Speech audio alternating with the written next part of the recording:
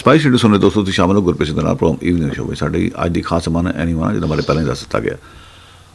Idol ਨੋ ਮੋਰ ਤਹਿਰੀਕ ਨੂੰ ਸ਼ੁਰੂ ਹੋਇਆ 12 ਸਾਲ ਹੋ ਚੁੱਕੇ ਨੇ। 12 ਸਾਲ ਪਹਿਲਾਂ ਇਸ ਮੁਹਿੰਮ ਨੇ ਸਾਰੇ ਪਾਸੇ ਧੁੰਮਾਂ ਭੱਜਦੀਆਂ ਸੀਗੀਆਂ, ਇੱਕ ਲੋਕ ਲਹਿਰ ਸੀ ਇਹ।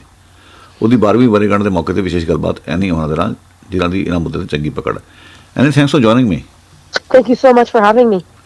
Any time. So, Annie, what is the brief background of Idle No More?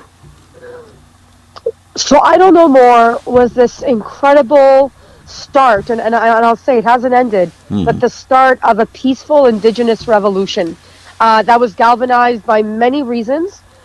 One of them being the political moves of the former conservative government under Stephen Harper and their omnibus bill C-45. Right. Which was about to bring, quite literally hundreds of changes that would have been detrimental to Indigenous sovereignty and all Canadians. So there was a group of 4 women, amongst many others, but 4 key women, some of them teachers, that got together and decided that now was the time to take it to the streets, the libraries, the malls, anywhere you can think of, and to start taking space. And to start having teach-ins and drum-ins and learning circles that were meant to disrupt, that were meant to bring attention to these bills. And it was incredible because it really did spread around the world. We did see I Don't Know More actions in the United States and in other countries, but foundationally it was this galvanization of this sense of, the 7 generations and like the future and what needed to be done now to ensure that the future was viable. Right. And how much this shaped the conversation around reconciliation across Canada? Yeah, if I can be so blunt to say that, I myself am a settler on these lands, but settlers for a long time have not understood the true meaning of reconciliation. So it's been used, it's been exploited, it's been trotted around as, through small actions. But at the core, systemically, there hasn't been a lot of change.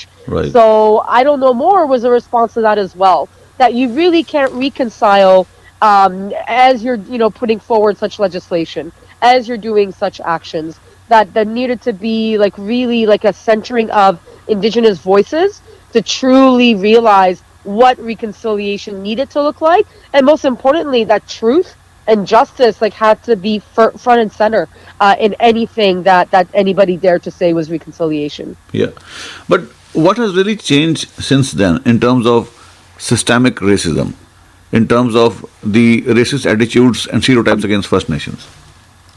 Yeah, I'll give you a positive and something that obviously still needs to be worked on, but I Don't Know More was well over a decade ago now. But what you're seeing is that the people that were in their teens, in their 20s, in their 30s, are now doing incredible things. We have a new, ever growing, amount of new leadership, Indigenous leadership, coming forward and going to new heights that we've never seen before. People like Wab Kinew, right? Others that have really taken space and brought forward their indigeneity to bring change. I think that needs to be celebrated because a lot of people will knock I Don't Know More. They'll say, well, where is it, right? Where did it go? And I think that's a severe misunderstanding of what that revolution, that decentralized, indigenous form of revolution really was meant to look like in the first place. That being said, do we still suffer from, mass incarceration and over surveillance of Indigenous peoples? Absolutely. Is there still ongoing racism in our laws where people have to go to the courts to fight for their, Indigenous treaty rights and just Indigenous rights, bar none? That is still absolutely the case. And we still have to kind of undo this the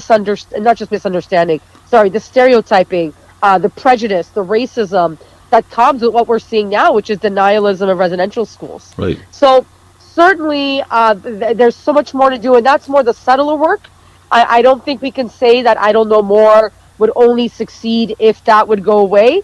I think I Don't Know More was incredibly successful in setting up a future where future Indigenous generations could really take steps forward. It's up to the settlers, in that true wampum belt form to kind of come together and to see the paths and how we don't tear each other down. We don't, kind of oppress and colonize and continue to colonize. We need to step away from that structure. And that's something that Settler Canada is wrestling with and needs to do a much better job of. Certainly. But why we aren't hearing much about it today? God forbid, right? You have successful revolutions, right? I think there's a sense of white, like kind of like settler colonial Canada, not wanting to admit that things needed to be disrupted, right? But at the same time, I do think that as Indigenous leadership continues to grow and find their own paths and continue in different directions, like it's I don't know more version 2, right? It's I don't know more version 5. And so hopefully it's kind of like the seed that the trees can grow from, right? Right. So while we might not hear that label so much anymore, at its root, it is still idle no more. And I fight back against anybody, that suggests that somehow it failed, right? And that's why it's not around now. It's still in the roots. It still very much is now embedded into the idea of, this future generation taking its time and moving forward in the direction that needs to be had. And I think in the long run, I don't know more will continue to be seen as a very foundational moment in Canadian history where Indigenous peoples stood up and continue to stand up based on the teachings and what they did to disrupt kind of the daily lives of Canadians to truly show them what was needed. Certainly. And why it is important to talk about it? I think we're just constantly trapped in what is the latest news cycle.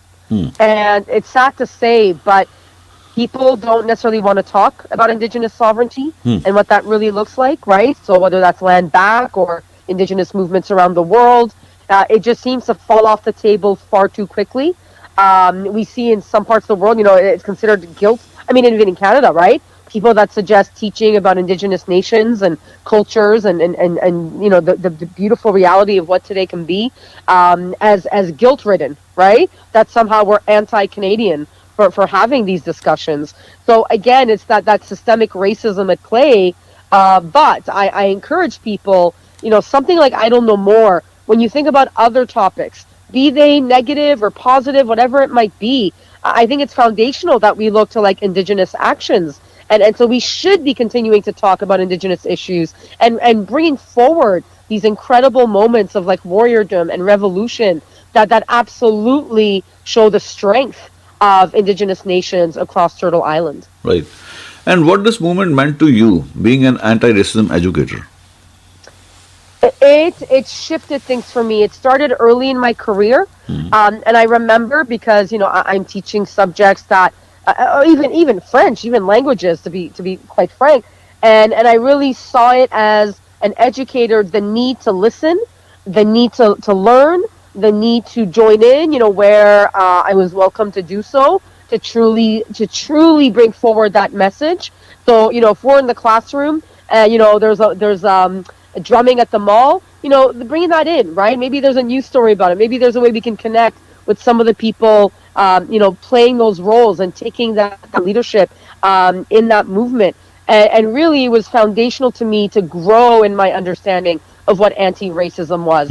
I think, unfortunately, when we think about performative anti-racism, it often leaves out the decolonization, the anti-colonial realities that we need to consider. Right. So I don't know more for me was that wake-up call as a settler to not just take the word truth and justice and reconciliation as if it's such an easy thing, but to also add that lens of anti-colonial thinking and how we really transform our communities. Right. So that not only do we not do harm towards Indigenous communities, but we really uplift and amplify to the same level as settler communities get to do so.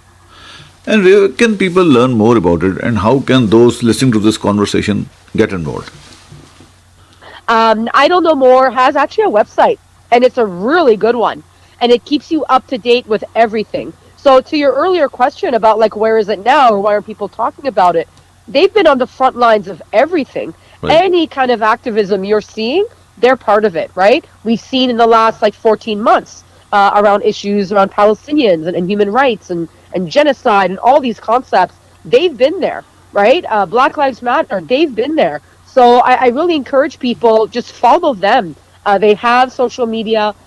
Literally, just type in "I don't know more," you will find it, and they have all kinds of concrete actions and lessons, and just kind of briefings and updates on tiny house warriors, all kinds of activism taking place in which people who were in I don't know more or who are in I don't know more are continuing their actions again. And I have to say this, while it might seem like it's an indigenous related topic, what they're fighting for is the future of Turtle Island, and anybody who lives on these lands needs to understand the importance of decolonization, the importance of climate change and the fight against it. All these things absolutely matter, and it's amazing to see how they've continued. So go online, look up I don't know more. You will find a plethora of information that they're providing on what they're doing now. Certainly. Take care, Annie. Talk to you again. Thank you so much for Thank your you time. very Is there much. anything I didn't ask you before I let you go? No, thank you for bringing it up. Right, I often wonder what people think about I don't know more, if it was successful, and to me, when I see what's going on now, the voices raising, like unfortunately, I'm so sorry, Murray Sinclair passed away. So you have these legends of the last half century now moving on. And I think it's the I don't know more folks, young ones, that, were the kids drumming alongside their parents that are going to rise and truly transform our society. And I do think we're seeing that now. So thank you for bringing it up. And I don't know more continues. Thanks for kind words, Annie. Talk to you again. Bye for now. ਦੋਸਤੋ ਅਸੀਂ ਐਨੀ ਹੋਣਾ ਜਿਹੜੀ ਕਿ ਨਸ਼ਾ ਵਿਰੋਧੀ ਕਾਰਕੁਨ ਵੀ teacher ਵੀ ਹੈ Idol ਨੋ ਮੋਰ ਦੇ ਬਾਰੇ ਸਾਡੇ ਨਾਲ ਗੱਲਬਾਤ ਕਰੀ ਸੀ ਉਸ ਦੀ 12ਵੀਂ ਵਰ੍ਹੇਗੰਢ ਦੇ ਮੌਕੇ ਤੇ। ਸੋ ਇਹ ਸੀ ਅੱਜ ਦਾ ਪ੍ਰੋਗਰਾਮ। ਮੇਰੀ ਤੁਹਾਡੀ ਮੁਲਾਕਾਤ ਹੁਣ ਕੱਲ੍ਹ ਸ਼ਾਮ ਨੂੰ ਦੁਬਾਰਾ ਹੋਵੇਗੀ। ਆ ਗਿਆ, ਧੰਨਵਾਦ। Have a good night.